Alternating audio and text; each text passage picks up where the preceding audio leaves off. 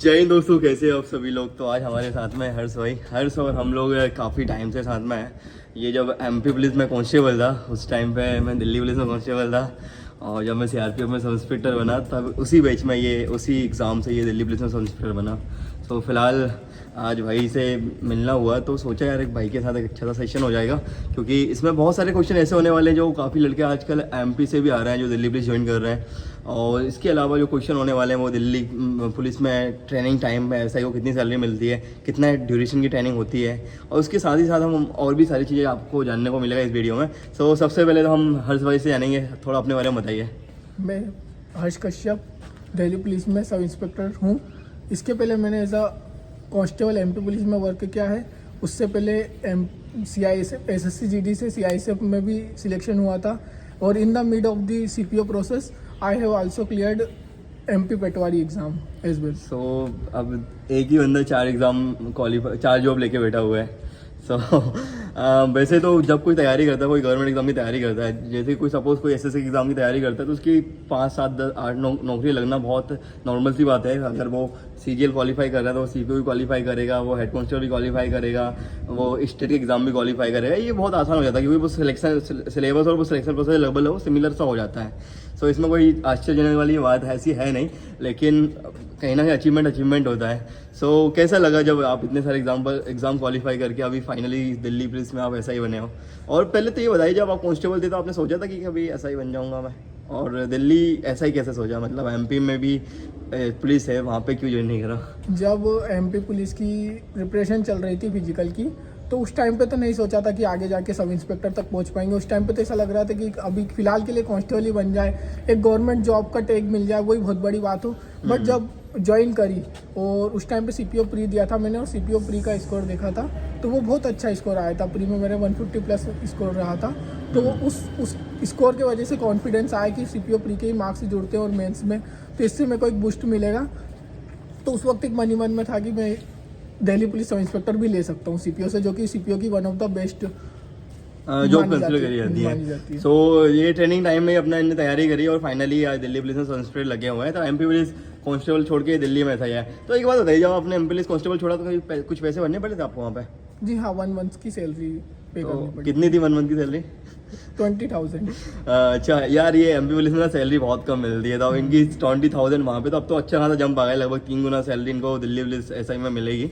सो अब थोड़ा ये बताइए, दिल्ली पुलिस की ट्रेनिंग कितने महीने की होती है और मिड टर्म कितने टाइम बाद होता है? जो कोई फर्दर एग्जाम दे रहा है, मान लो कोई CGL दे रहा है, कोई CDS दे रहा है, किसी का एयरफोर्स का SSB है या AFSB है या SSB है, या कोई UPSC अटेम्प्ट कर रहा है, CAPF दे रहा है, तो उसको छुट्टी मिल सकती है यहाँ पे ट्रेनिंग टाइम में? थोड़ा इसके बारे में थोड़ा डिटेल में बताइए। फर्स्टली तो दिल्ली पुलिस में जो सैलरी मिलती है करंट ट्रेनिंग पीरियड में मिलती है 52 के अप्रोक्स बनती है फर्स्ट सैलरी।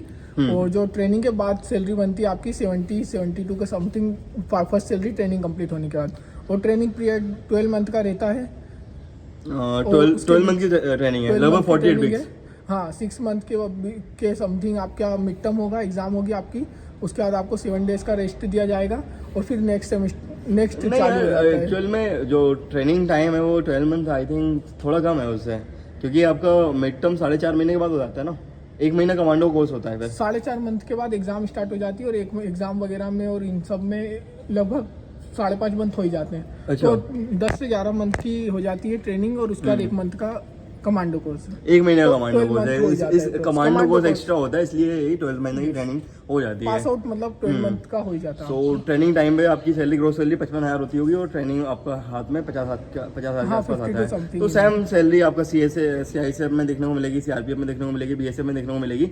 इवन तो SSB में जो सब इंस्पेक्टर CPO से भर्ती होते हैं, ट्रेनिंग टाइम में आपको 50,000 रुपये नेट सैलरी होगी और ग्रोस सैलरी आपकी 55,000 होगी। मेरी भी सेम थी।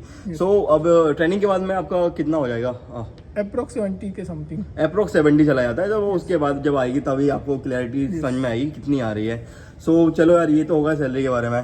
सो छुट्टी वगैरह आपको एग्जाम के लिए मिल जाती है? हाँ, जैसे कि आप अगर CPO में एज सब इंस्पेक्टर आते हो और इसके ऊपर हायर ग्रेड पे की जैसे UPSC MPPSC या फिर कोई सी CGL की हायर ग्रेड पे की प्रिपरेशन करते हो, तो जो भी आपकी हायर ग्रेड पे की जितनी भी एग्जाम्स होती है उनके लिए आपको सारी एग्जाम्स के लिए छुट्टी मिल जाती है, इजीली मिल जाती है। आपको बस इंटीमेशन देना रहता है जब भी फॉर्म भरो, डिपार्टमेंट को एक इंटीमेशन फॉर्म सबमिट कर दो और जब भी आपकी एग्जाम होगी उसके अकॉर्डिंग आपको लीव मिल जाएगी। जैसे कि काफ़ी लड़के ऐसे देखे मैंने जो दिल्ली पुलिस में सब इंस्पेक्टर बन गए और उनका एसएससी सीजीएल से उनका टैक्स असिस्टेंट बन गया अपने स्टेट में। मान लो कोई राजस्थान से आया और उसको जयपुर से रहता था और जयपुर में वो टैक्स असिस्टेंट लग गया, तो काफ़ी लड़के छोड़ देते हैं, होम पोस्टिंग के चक्कर में छोड़ देते हैं। तो उस टाइम उनको पैसे भरने पड़ते हैं क्या?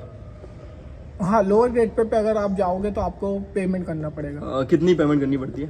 1,50,000 के समथिंग। वो 3 महीने का बेसिक, 3 महीने का बेसिक, वो 3 मंथ की ऑफ सैलरी होती है, 3 मंथ, तो वो आपको भरनी पड़ती है। बाकी ट्रेनिंग का एक चार्ज होता है, अगर 3 महीने ज़्यादा ट्रेनिंग कर लिए तो उस हिसाब से आपको पर डे के हिसाब से आपका कैलकुलेशन होगा और उसके हिसाब से आपको पैसे भरने आप पड़ेंगे। अगर लोअर ग्रेड पे जाते हो तो, और हाई ग्रेड पे जाते हो तो आपको कोई भी पेमेंट नहीं करना। हाई ग्रेड पे आपका टेक्निकल रिजाइन हो जाएगा। हाँ, तो हम लोग यार जब हम लोग थे वहाँ पे ये एमपी पुलिस में कांस्टेबल था, मैं दिल्ली पुलिस में कांस्टेबल था, उस टाइम पे हमारा एक दोस्त था, कॉमन दोस्त अमन चौरसिया, वो शायद ये वीडियो जरूर देखेगा, वो अभी सीआईएसएफ में संस्था की ट्रेनिंग कर रहा है। सो मतलब ये है कि यार अगर आप पढ़ना, मतलब जैसे कि अगर आपके इतने दिमाग में थॉट है अंदर से कि मुझे करना है तो एटलास आप कर जाओगे। इससे फ़र्क नहीं पड़ता कि आप अभी कांस्टेबल हो या आप एमटीएस में काम कर रहे हो या आप 2400 ग्रेड पे 2800 ग्रेड पे किसी जॉब पे काम कर रहे हो और आपका सपना है यार मुझे 4600 जाना है और 4200 जाना है, तो यार बस करते रहो, हो जाएगा।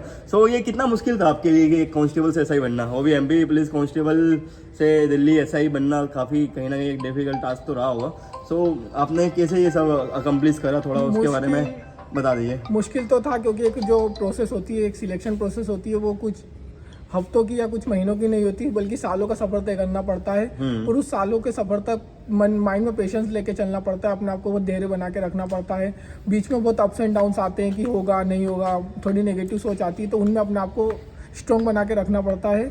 एक कंटिन्यू प्रोसेस और कंसिस्टेंसी के बाद ही आप इतना कुछ अचीव कर पाते हो, और उसके बाद भी लगे रहना पड़ता है, अपने आप को वहाँ पे खड़े रखना पड़ता है, तब जाके आप कुछ लेवल अप कर पाते हो आप अपना। सो ये बेसिक सा फॉर्मूला है, कंसिस्टेंसी, हार्डवर्क और लगातार मेहनत आप करते रहिए, you will achieve your goal definitely what you want.